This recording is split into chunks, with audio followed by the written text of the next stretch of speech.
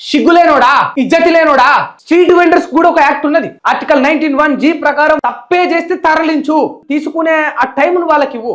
ఇట్లా బండ్లన్నీ కూడా ధ్వంసం చేసిరు. ఇది చూడు ఇది టీది జేసీబీ పెట్టి దాన్ని నాశనం చేసిరు. తీసుకోమని చెప్పు కదరా, సిగ్గులేనోడా, ఇజ్జతి లేనోడా. ఉసురు తలగదారా. 15-25 వేలు ఉంటది, దానికి ఓ 25,000 ఉంటది. 25 వేలు మధ్య తరగతోడు రోడ్డు మీద వ్యాపారం చేసుకుని ఛాయలు అమ్ముకునే ఓ ఛాయ బండోడు ఏడబెట్టి కొనాలరా మళ్ళీ అటువంటి బండి తీసుకొని అయిపోతుంది కదా.